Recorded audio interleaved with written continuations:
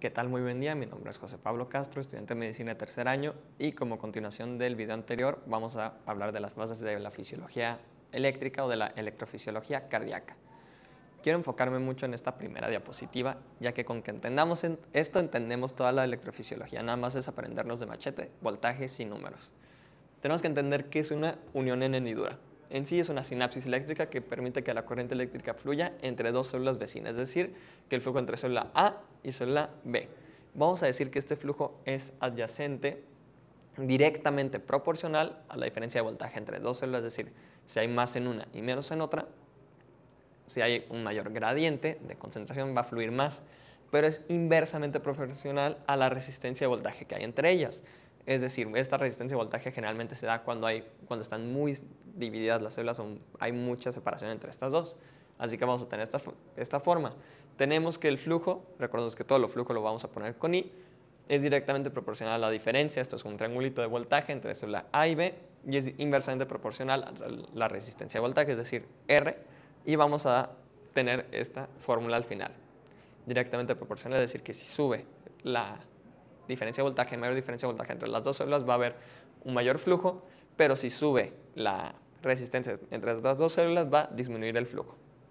Ahora sí, ¿cómo podemos lograr que este potencial de acción se propague más rápido? Tenemos dos vías principales. La primera es el hecho de abrir más canales iónicos. ¿Para qué? Para que pasen más iones, se despolaricen más las células, haya más gradiente y todo lo que se pueden imaginar. Y la segunda es que se disminuye el umbral del potencial de acción regenerativo. Ahorita vamos a ver qué es el potencial de acción, pero en pocas palabras hay un umbral el cual se tiene que pasar para que sí o sí haya una despolarización.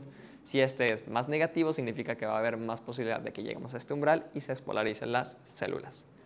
Ok, al momento de despolarizar una célula vamos a tener dos corrientes, una corriente intracelular y una corriente extracelular.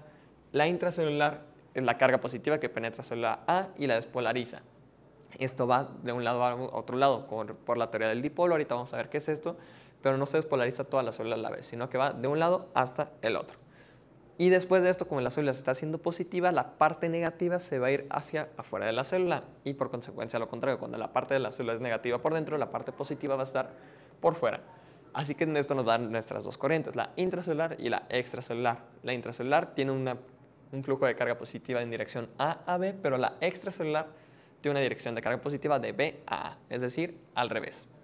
Y la que nos queremos enfocar para la electrofisiología es en la corriente extracelular. ¿Por qué? Porque con unos simples electrodos en la piel no podemos detectar obviamente las corrientes intracelulares, sino que detectamos esta corriente extracelular. ¿Y qué es lo que nos va a dar esto? Un vector. Recordemos de las clases de física de prepa que un vector que tiene, principalmente que nos queremos enfocar, tiene magnitud y dirección. Es decir, vamos a tener un lugar hacia donde se va a dirigir esta despolarización y si es positiva o negativa, que es lo que nos interesa.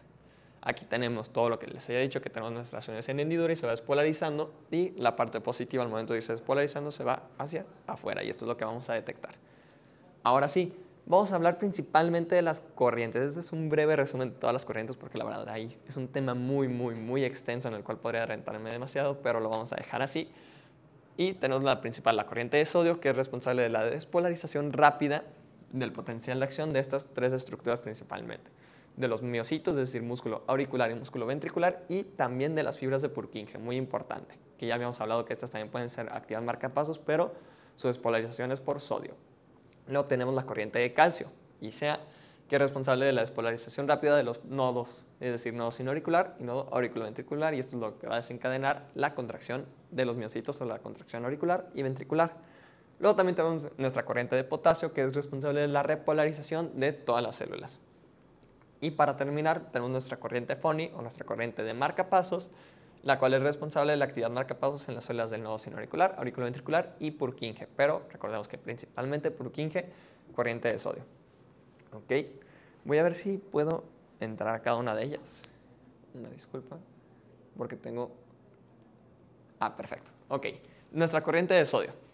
¿Qué es lo principal de la corriente de sodio? Es la corriente principal o más grande del músculo cardíaco y hay más de 200 canales de sodio por micrómetro cuadrado. Son los canales abundantes principales en el músculo auricular y ventricular, fibras de Purkinje y vías de conducción especializadas de las aurículas. Este es específicamente el canal, pero lo que quiero que se queden es que es en aurículas y ventrículos. Se activan rápidamente como respuesta de la despolarización local, esta despolarización dada por los nodos, y se inactivan mediante un proceso en el cual si el voltaje de membrana permanece en un valor positivo, los canales se inactivan gradualmente y esto es para que la célula se repolarice. La corriente de sodio tardía es una fracción pequeña de los canales de sodio que se pueden inactivar de forma tardía, es decir, que tardan más en inactivarse y quedan como esta fase de meseta. Ahorita vamos a ver quién es esto. Ni la misma corriente de sodio ayuda a activar las otras corrientes electrolíticas. Ahorita vamos a ver cuáles son todo este tipo de secreciones. Déjenme regreso aquí para irnos ahora a la de calcio, que según yo esta no está tan pesada. Sí. Que me siga la cámara tantito. Ok, nuestra corriente de calcio contribuye a la actividad marcapasos en los nodos sinoauricular y auriculoventricular, a la vez que es responsable de la fase 0, es decir, la fase de despolarización. No sé por qué no me sigue esta cámara. La fase de despolarización de los nodos y la fase de meseta del músculo auricular y músculo ventricular. En este mismo existe el retraso eléctrico. Por la misma velocidad de propagación del nodo auriculoventricular, que recordemos que es un poco más lenta, le da tiempo al potencial de acción que se propague a los ventrículos después de que las aurículas se contraigan. ¿Okay? Recordemos que tenemos estos retrasos fisiológicos que por misma velocidad de conducción se pueden alcanzar a notar y tienen todo su significado. Una pequeña corriente de calcio permanece durante la fase 2 del potencial de acción del miocito para prolongar la meseta, y ahorita vamos a ver eso.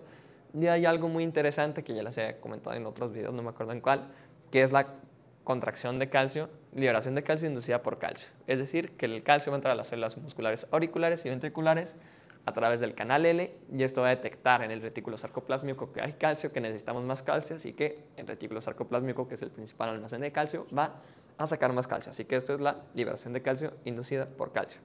Los canales de calcio se van a inactivar y contribuyen un poquito a la repolarización, que se define como la fase 1 o la repolarización temprana. Ahorita vamos a ver todo eso. Y las demás no me voy a meter, si quieren me voy a entrar tantito en la corriente de marcapasos, que esta puede ser tantito más interesante, que se presenta nada más en los nodos. Activación de, ya le pueden tomar foto. Ok, ahora sí vamos a la parte más interesante, más importante, y es el potencial de acción de los nodos. Todo lo vamos a dividir por fases.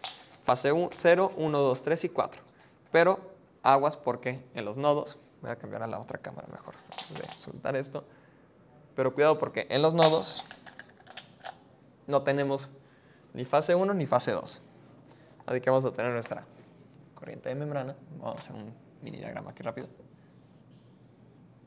Y esto lo vamos a poner como voltaje en milivolts y esto lo vamos a poner como tiempo.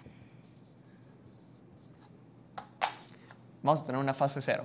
Nuestra fase 0 es nuestra fase de despolarización, así que vamos a tener aquí un umbral más o menos, como habíamos quedado en la parte de fisiología, tiene un más o menos de menos 80 milivolts, póngale como máximo, y el umbral generalmente se encuentra en menos 55 milivolts. Así que aquí se va a disparar nuestra fase 0.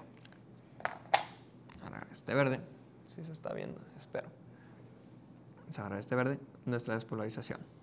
Se va a ir para arriba, esto está dado por nuestra corriente de calcio, como se puede ver, y es dependiente de los canales tipo T y tipo L. Tipo T son específicos de esta célula y tipo L son los canales lentos que también se ven en el músculo auricular y ventricular.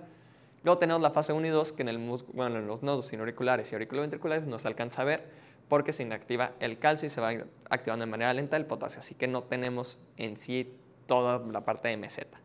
Pero luego tenemos la fase 3, que es la fase de la repolarización del potencial de acción, que es dependiente de la corriente de potasio, es decir, que vuelve el potasio.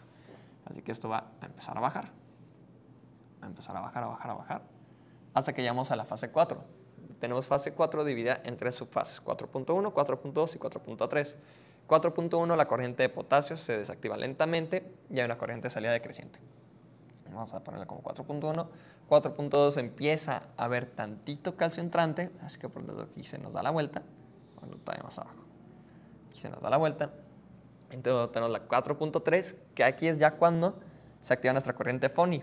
¿Qué es lo interesante de esto? Porque si seguimos así, con este mismo diagrama, manteniéndome la presentación, no hay ningún momento que se quede estacionario en lo negativo. Así que nuestra corriente de marcapasos siempre va a estar moviéndose. No va a ser como el músculo auricular, ahorita un poco spoiler de lo que sigue, que se ve más así. Se ve que se cae negativo, despolarización, negativo otra vez, basal. Esta nunca va a estar basal, por así decirlo, y siempre va a estar moviéndose de arriba para otro. Recordemos que no tiene fase 1 ni fase 2. Ahora sí, vamos a la de las fibras de Purkinje o la de los miocitos, que es la misma. La de los miocitos lo explicaré en el video de ciclo cardíaco, pero es exactamente el mismo. Vamos a usar nuestra misma tabla que hice aquí. Y sí vamos a empezar desde acá abajo, desde los menos 80, la fase 4. Fase 4, como la misma de los nodos, está dada por la corriente de potasio. Aquí se nos va a quedar y va a llegar nuestro estímulo. ¿De dónde va a provenir este estímulo? De la actividad eléctrica o de los nodos. Así que va a ser la fase 0, fase es polarización. ¡Fum! Va a llegar hasta acá y esta está dada por la corriente de sodio y de calcio tipo T, principalmente corriente de sodio. Esa es la que quiero que se queden. Y luego va a haber una pequeña repolarización, como les había comentado, que es cuando se inactivan uno de los canales de calcio, pero quedan los de calcio tipo L, que es lo que nos va a dar una meseta. ¿Por qué queremos esto a diferencia de una contracción muscular normal? Porque recordamos que el corazón tiene aproximadamente 100 mililitros de sangre en sus cavidades, en los ventrículos, y queremos que se expulse toda, y pues con una simple contracción no se va a alcanzar a expulsar todo, sería como nada más regurgitaciones pequeñas de sangre. Queremos que se expulse todo, así que queremos que este músculo auricular se quede contraído por cierto tiempo para que alcance a salir toda la sangre. Así que por eso tenemos esta fase de meseta. Luego tenemos la fase de meseta, la fase 2. Aquí tenemos 0, 1, que es la repolarización rápida, 2, 3, tenemos nuestra repolarización lenta, que es por la corriente de potasio. Bueno, que se empieza a crear la corriente de potasio y llegamos a nuestra fase de reposo. O la fase 4 y esta vez se repite todo el ciclo. ¿Cuál es la principal diferencia que tenemos con los nodos de esta célula? El potencial diastólico máximo, que es de 80 milivolts. Recordemos que en los nodos es tantito menos, es como menos 60, menos 65, pónganle. Y esto es debido a que no hay corriente de calcio. La corriente de potasio se desactiva rápidamente y la corriente de Fonny se activa más completamente. Recordemos que es músculo, que son fibras de Purkinje, así que sí tenemos nuestra actividad de marcapasos, pero no es tan importante. Y luego tenemos la corriente TO, que es transitoria de salida, que esa no es tan importante, la verdad. Ok, ya con eso terminamos la parte de electrofisiología. Voy a volver a cortar este video para que no se haga tan largo y vamos a hablar ahora sí un poquito de las bases de la electrocardiografía. Muchísimas gracias y que tengan un excelente día.